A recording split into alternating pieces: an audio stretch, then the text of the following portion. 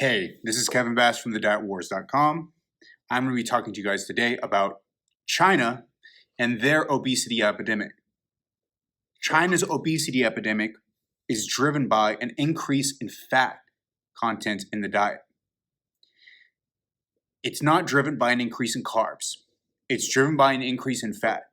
It's not driven by an increase in sugar. It's driven by an increase in fat.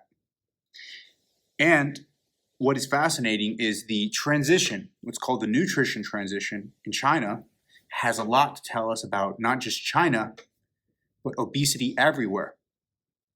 Indeed, if you've been watching this particular series of videos, and you can see the playlist at the channel's homepage about the obesity epidemic, you'll know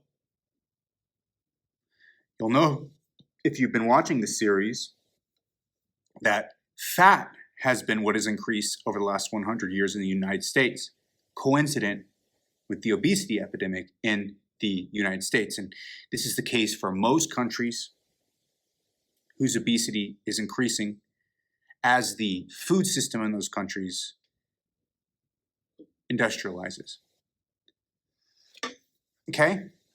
But first, look at that muscle. Look at that muscle right there. Yeah, look at that muscle. But first, we're gonna talk about China, and then we're gonna talk about the bigger picture of nutrition transitions and how this nutrition transition applies everywhere. We think that it's carbs that cause the obesity epidemic, but if you look at the data, Soviet Union, Korea, Taiwan, India, United States, China, Japan, everywhere, the nutrition transition is characterized by a transition from, just think of like traditional agriculture. Everybody's eating a bunch of bread and grains and stuff. Like that's what peasants do, right? Peasants and poor people in villages and stuff, they eat like grains and then like small game, right? That's the food system of humans for thousands of years, going back to the beginning of the Neolithic Revolution, is eating a bunch of grains, okay? And then when you industrialize the food system, humans are like, I want to eat some fat. That stuff's delicious. It makes me feel good. I get a lot of reward, food reward, like my dopamine centers in the brain fire up. It's probably a lot more complicated than that, but like the reward pathways in the brain fire up whenever I get these wonderfully delicious fats in addition to my grains. And that's called a donut. You add sugar to it, fat, grains, sugar is a donut. Okay, so that's why donut's so delicious. It's got all that goodness in it. Right? And so humans decided to do that whenever we industrialize our food systems and have capitalism, consumer choice, etc. We say, okay, whoa, what I want is some fats. And this happens around the world. And I'm going to look at China as one particular case study in great detail using its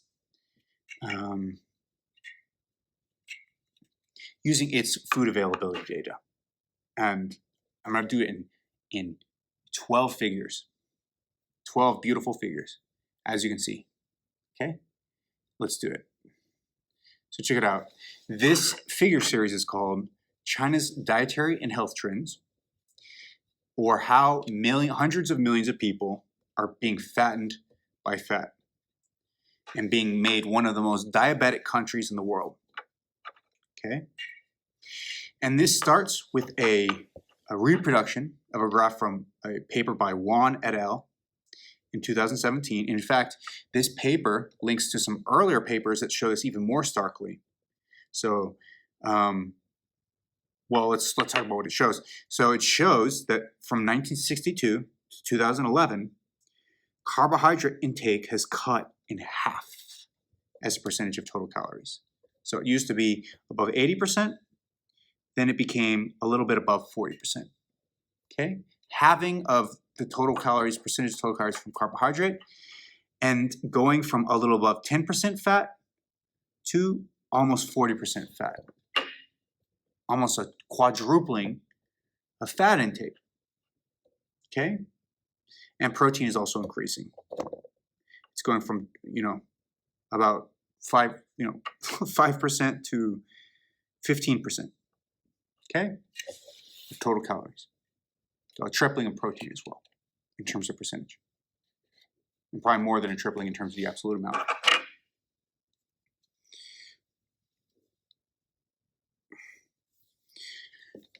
So what does that mean?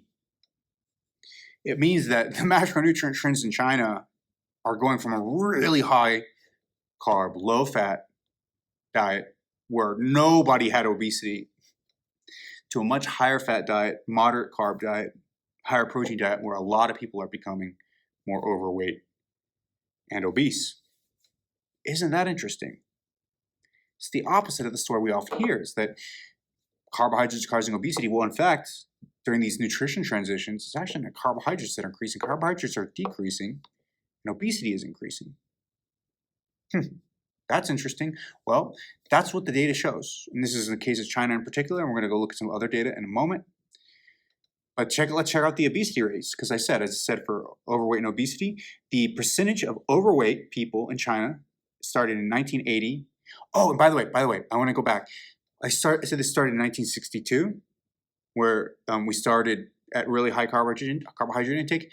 There are data going back to like the 1940s or 30s that show even higher carbohydrate intake, like 90, 95%, like it's just ridiculous. It's like they're only eating rice, essentially. Okay? So then they're going from that super high rice only diet with like some vegetables and like birds that they can kill, go from that like down from like above 90% to like above 40%. It's amazing. So that's all I want to say there. Okay, now let's look at the diabetes and obesity rates. You can check out here in China, the rate of just overweight, not even obesity, overweight, all overweight people, overweight or obese, so above a BMI of 25, only 10% of the population in 1980 had a BMI above 25. 10%, that's it. In America, it's 2/3, by the way. It's 2/3 of people, more than 2/3. I think like 70%. 7 out of 10 people, the large majority. Okay, so it goes from 10% overweight to 2010, it's almost 30% overweight. Tripling of the rate of overweight. What happens to the rate of diabetes? It goes from like 1%, okay, to over 10%. A multiplication by a 10-fold increase. Coincident with the reduction of carbohydrate intake and the increase of fat intake. That's interesting. And if you look at the third figure here, we'll zoom in now. We'll get some zoom in. This third figure here, major carbohydrate foods versus overweight. You see, major carbohydrate foods in 1980 were much higher in terms of the calories per day, and they go much lower over time. As that happens, the rate of overweight/obesity goes up from 10% to 30%. While people are actually consuming, especially if you compare it to like 1982, like 300 fewer calories. If you compare it to 1980, it's like 150 fewer calories. Okay, from grains, from cereals, pulses, and starchy roots in particular. Okay, so we're eating fewer cereals, pulses, and starchy roots, and we're getting more overweight and obesity. Let's go down to the fourth figure. But look at just cereals alone, right? Just cereals. See the same thing. See the same thing.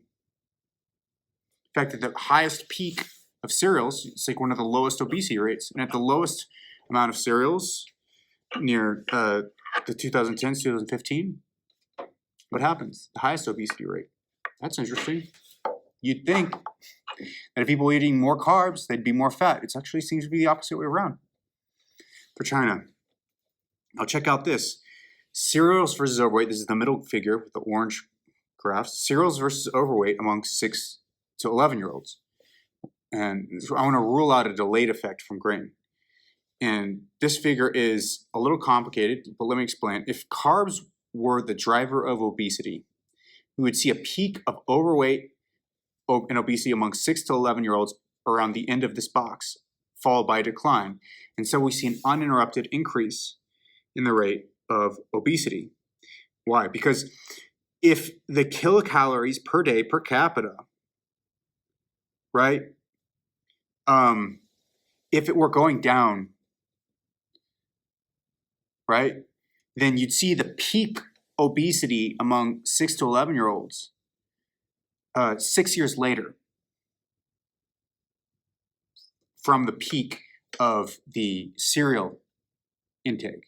Six years later, after that point, you see the peak in obesity among these children, because the peak of intake is going to cause the peak of obesity, right? So all the kids that are born around that time and they're growing up during that time, those kids are going to get exposed to the most of the obesogenic agent. And therefore, once they hit 6 years old and become included in the 6 to 11-year-old data set, they're going to be the fattest. And then all the other kids who are born after that, when the carbohydrate is decreasing, they're going to be leaner because carbohydrate is the cause of obesity, right? According to this model. But yet, we find that as the carbohydrate intake goes down, progressively more and more children are overweight or obese among 6 to 11-year-olds. And by the way, by 2010, 2015, almost 20% of children from 6 to 11 are overweight or obese in China, down from like almost zero at the time when you have the lowest carbohydrate intakes. That's interesting, is it not? Let's look at sugar. This is a sugar versus overweight in China. You see sugar just is freaking constant from 1980 to 2020. And what's up with overweight and obesity? It's not at all constant. It's just rising remarkably. Okay? Animal products. Look at here. Animal products go from about 200 kilocalories per day or 150 kilocalories per day in 1980, and skyrockets all the way up to over 700 calories per day. 150 to about 700, and guess what? That's coincident with the obesity epidemic in China. There's a strong association between the population level increase in animal foods intake and the increase in overweight and obesity in China. And if we look at the growth of different foods, animal products in China, what's driving that growth in kilocalories? It's not, let's see at the bottom, it's not beef. Beef is barely rising. It's not eggs. Eggs is rising a little bit, maybe about up to 70 kilocalories from zero, okay? And it's not milk or poultry meat, which is our both going up a little bit, slightly. All these are all staying under 700 kilocalories per day. But what is rising?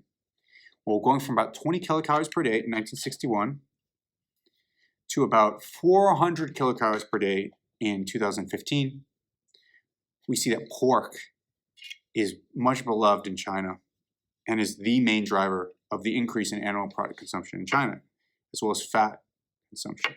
Okay. Now let's look at beans and potatoes. Beans and potatoes, pulses, starchy roots are all going down.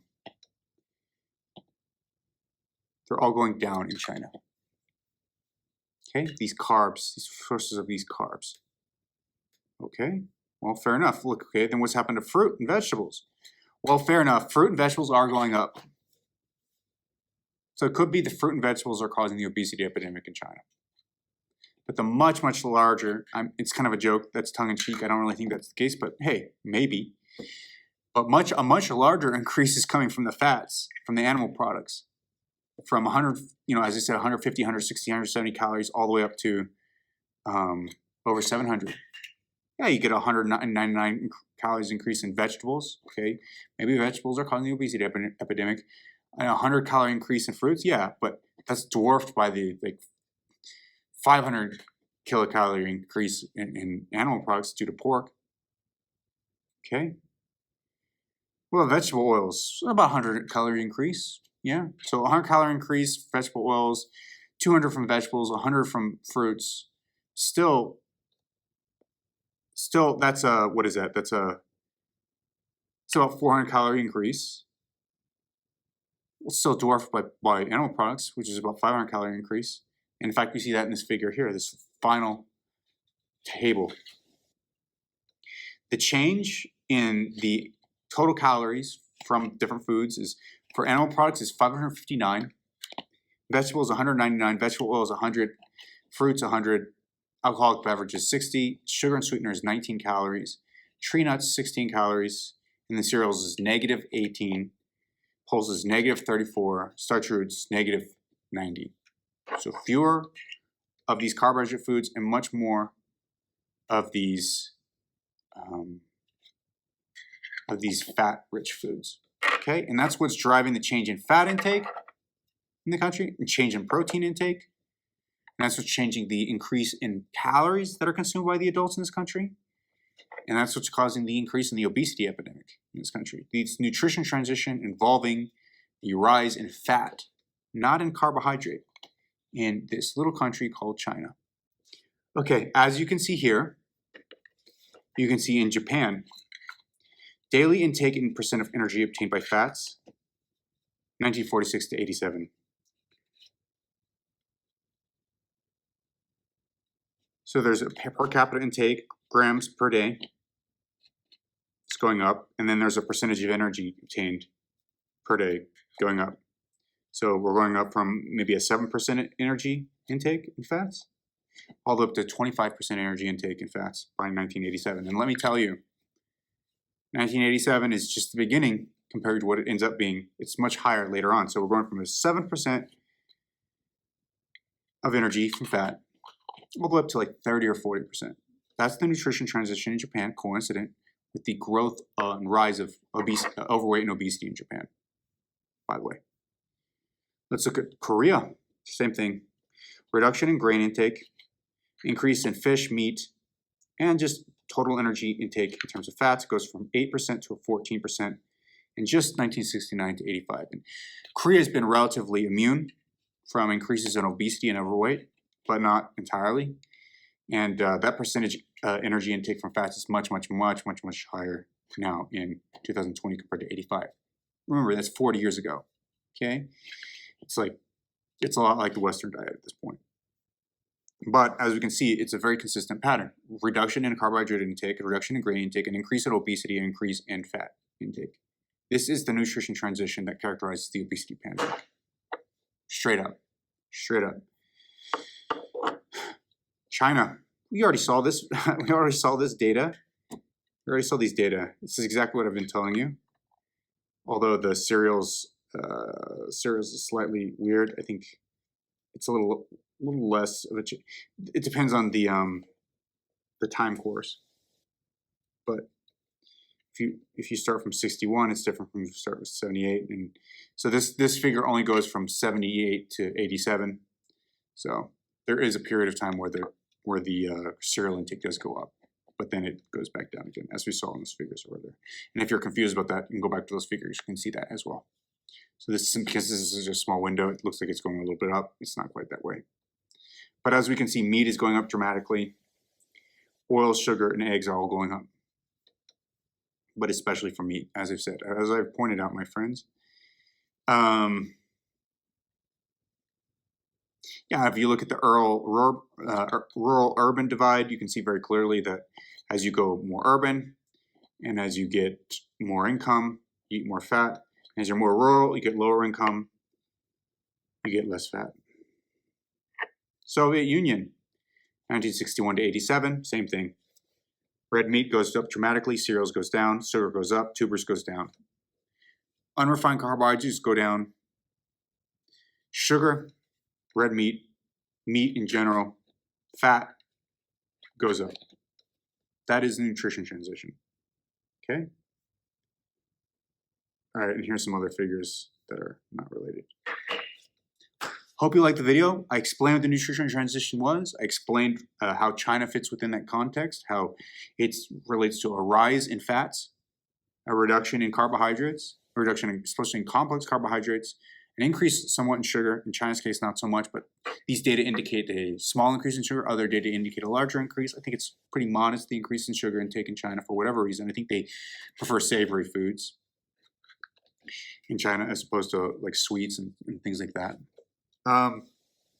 Yeah, so that's what the data say, and it says that across country after country. It doesn't matter where you look, pretty much, except for like in cases of weird esoteric hunter-gatherer groups, pretty much you're going to get an increase in fat intake, a decrease in carbohydrate intake. That's just the way the nutrition transition works. And I hope this video was useful to you. If it was, check me out on Patreon at Kevin Bass, KVINNBASS. You can donate to me there. That would be much appreciated. I talked about the reasons why in my recent video about sugar and the dietary guidelines. I talked at great length about being hit and pinned by a car.